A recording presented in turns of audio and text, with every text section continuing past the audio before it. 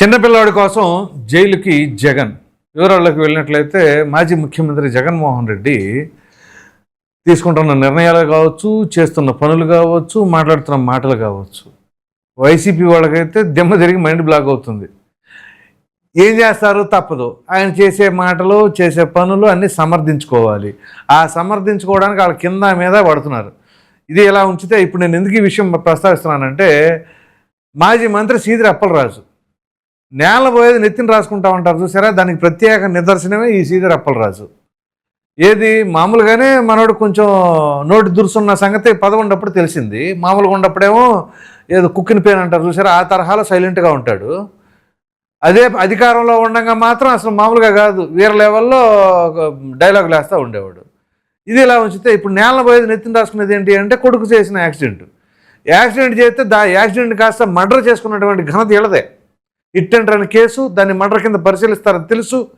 ఆయన ఒక డాక్టరు, మాజీ మంత్రి, మరి ఆ మాత్రం నాలెడ్జ్ లేకుండా ఓ ప్రక్కన ఆయన రక్తపు మడుగులో కొట్టుమిట్టాడుతూ ఉండంటే ఆ దానయ్య అనే వ్యక్తిని వదిలేసి కొడుకుని తీసుకెళ్ళి హాస్పిటల్లో జాయిన్ చేసి చివరికి దీన్నంతటినీ కూడా సమర్థించేలాగా జగన్మోహన్ రెడ్డి గారు వచ్చి చిన్నపిల్లోడు ఏదో చేసాడు అన్నాడు. తీవ్రంగా ట్రోల్ అయిపోయాడు జగన్మోహన్ రెడ్డి గారు డైరెక్ట్గా. అది అలా ఉంచితే ఇప్పుడు ఇవాళ చేయబోతున్నది మహాపాపం ఓ విధంగా చెప్పాలంటే. ఓ ప్రక్కన అత్యంత దయనీయమైన స్థితిలో బాధితుడి కుటుంబం ఉంది, కనీసం ఆ కుటుంబాన్ని పరామర్శించలా. ఇవాళ శ్రీకాకుళం జైలుకి వెళ్తున్నారు జగన్మోహన్ రెడ్డి గారు. ఏమని అనుకోవాలి? ప్రజలు ఏమని ఆలోచిస్తారు? జైలు దగ్గరికి వెళ్ళి ఇప్పుడు ఆ చిన్నపిల్లోడు తండ్రిని పరామర్శిస్తారంట. నువ్వేం వరియమాక, కంగారేం పడమాక, జైలు నీకు కొత్త కాబట్టి అట్లా ఉంటుంది, అదేం ఉంటుంది, 2 రోజులకు అలవాటు అయిపోద్దులే అని చెప్తారా? లేకపోతే బయటకు వచ్చిన తర్వాత ఇంకో 2-3 యాక్సిడెంట్లు చేయమని మీ అబ్బాయిని బండి వేసుకెళ్ళి ఈసారి కారు వేసుకెళ్ళమను, చిన్నపిల్లడని నేను మాట్లాడతాను, 4-5 వేసేయచ్చు అని చెప్తారా? ఏమని సంకేతం ఇద్దామనుకుంటున్నారు? మీరు మాజీ ముఖ్యమంత్రి కదా, ప్రజల దగ్గరికి వెళ్ళి ప్రజల కోసం నిలబడాలి. కానీ సరే మీ నాయకుడు సమర్థించండి, కానీ బాధితుల పరిస్థితి ఏంటి అంటే, వైసీపీ నాయకుడికి సంబంధించిన వాళ్ళు గుద్దారు కాబట్టి గుద్దించుకున్న వాళ్ళు టీడీపీ అని ఇండికేషన్ ఏంటి మీ ఉద్దేశం? లేకపోతే గుద్దించుకున్న వాళ్ళు మీకు ఆపోజిట్ వాళ్ళు అని అనుకోవాలా? కాబట్టి వాళ్ళ దగ్గర మేము వెళ్ళమనే ఉద్దేశమా? ఏ టీడీపీ వాళ్ళు, జనసేన వాళ్ళు, అసలు పార్టీలు ఏంటి? అతను బాధితుడు, ప్రాణాలు కోల్పోయాడు. అరే దానికి కారకులు మీ పార్టీకి సంబంధించిన వాళ్ళు వెళ్ళి అరే పొరపాటు జరిగిందమ్మా అని చెప్పేసాడు.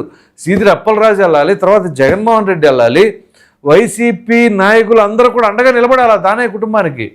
ఒక్కరంటే ఒక్కరు దానయ్య అన్న పేరు ఎత్తడానికి కూడా ఇష్టపడట్లేదు అని అంటే, సీదిరి అప్పలరాజు కొడుకు గుద్దాడు కాబట్టి ఇక వాళ్ళు టీడీపీను జనసేన లేకపోతే అని అనుకోని ఉద్దేశంతో వెళ్ళట్లేదా? ఏ కారణంతో ఆ దానయ్య కుటుంబాన్ని జగన్మోహన్ రెడ్డి పరామర్శించట్లా? దీనికి ఏ వైసీపీ నాయకుడు సమాధానం చెబుతాడో చెప్పండి.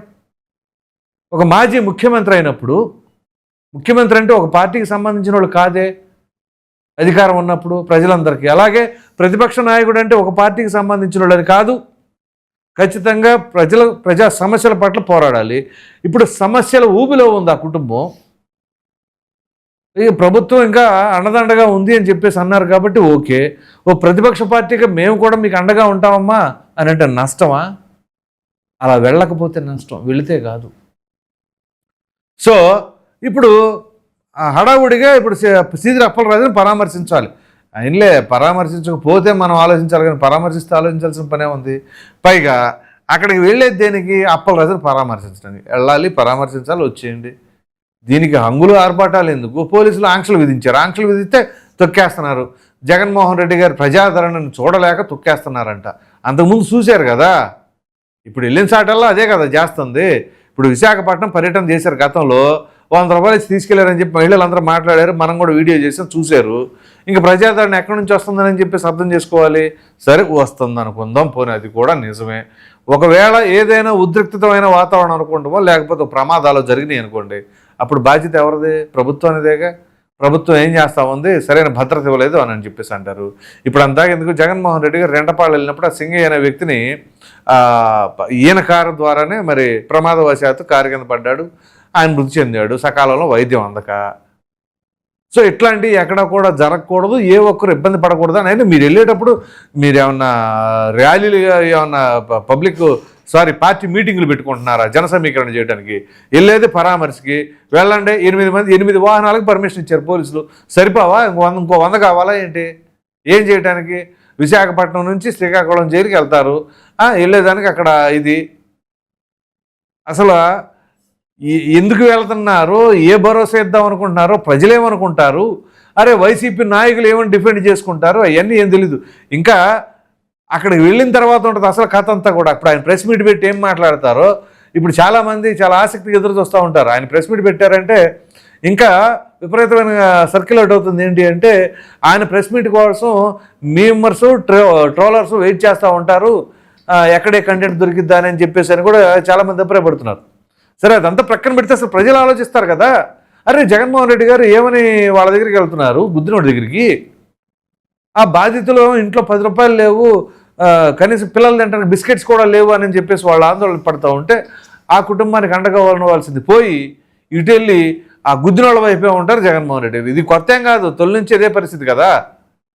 అది వైఎస్ వివేకానంద రెడ్డి గారి హత్య కేసు నుంచి డ్రైవర్ సుబ్రహ్మణ్యం కావచ్చు, ఇప్పుడు సీదిరి అప్పలరాజు దాకా అందరూ కూడా అంతే కదా. బాధితుల వైపేమో ఉండరు, నిందితుల వైపు వీళ్ళు ఉంటారు. అందుకనే కదా ఎక్కడికి వెళ్ళినా కానీ జైలు యాత్ర సరిపోతుంది జగన్మోహన్ రెడ్డి గారికి. కాబట్టి ఈ శ్రీకాకుళం పర్యటన అనేది మరి ఇంకా ఒకటి మాత్రం గుర్తుంచుకోండి, ఎవరో వస్తారు ఏదో చేస్తారని మీరు వెళ్ళి మీ కుటుంబాలను పణంగా పెట్టేసి ఇబ్బంది పడమాకండి. ఇప్పుడు నాకు ఆ నాయకుడు అంటే ఇష్టం, ఈ నాయకుడు అంటే ఇష్టం అని గబక్కన ఏదైనా ప్రమాదం జరిగితే కోల్పోయేది మీ కుటుంబం. మీకేమైనా జరిగితే ఇబ్బంది పడేది మీ కుటుంబం. ఆ పార్టీకి ఏం కాదు, ఆ నాయకులకి ఏం కాదు. వాళ్ళేం బిందాస్గానే ఉంటారు, అసలు పట్టించుకుని కూడా పట్టించుకోరు, చూస్తూ ఉన్నారుగా. కాబట్టి ముందు మీరు అప్రమత్తంగా ఉండండి. కావాలంటే మీకు నిజంగా అభిమానం ఉంటే టీవీలో చూడండి. ఇప్పుడైనా అందరి దగ్గర స్మార్ట్ ఫోన్స్ ఉన్నాయిగా, ప్లే చేసుకొని చూడండి. అంతేగాని మీరు అత్యుత్సాహంతో అక్కడికి వెళ్ళి మీకు ఏదైనా జరిగి తర్వాత మీ ఇంట్లో వాళ్ళకి మీ సేవలు అందలేక ఒక పక్కన ఆదాయం కోల్పోయి ఇలాంటి పరిస్థితులకు మాత్రం తెచ్చుకోమాకండి అని చెప్పేసి నా విజ్ఞప్తి. మా నాయకుడు వస్తాడు మేము వెళ్తాం మా ఇష్టం అనుకుంటే మీ ఇష్టం, మీ కాళ్ళు మీరు ఎరగొట్టుకోండి, మీ చేతులు మీరు ఎరగొట్టుకోండి, మీ ఆదాయాన్ని మీరే కోల్పోండి. అది అన్నీ జరగాలని కాదు, నేను ప్రమాదవశాత్తు జరిగితే బాధపడే సిచ్యువేషన్స్ ఇవి. అట్లాంటివి జరగకుండా ఉండాలి, జాగ్రత్తగా ఉండాలి పోనీ కనీసం వెళ్తే. సో జగన్మోహన్ రెడ్డి గారు చూశారు కదా, బాధితుల వైపు ఉండరు, నిందితుల వైపే ఉంటారు అనే దానికి నిదర్శనం మరలా ఈ పర్యటన. సరే ఆ తర్వాత ఈయన ప్రెస్ మీట్ పెట్టి ఏం మాట్లాడతారు ఏంటి, మరి దానికి సంబంధించి ఇంకా ఎటువంటి సమర్థనీయతమైన మాటలు మాట్లాడతారు, మీరేమనుకుంటున్నారు ఈ పర్యటన పట్ల అనే అభిప్రాయాన్ని అయితే కామెంట్లో తప్పకుండా తెలియచేయండి. Thank you.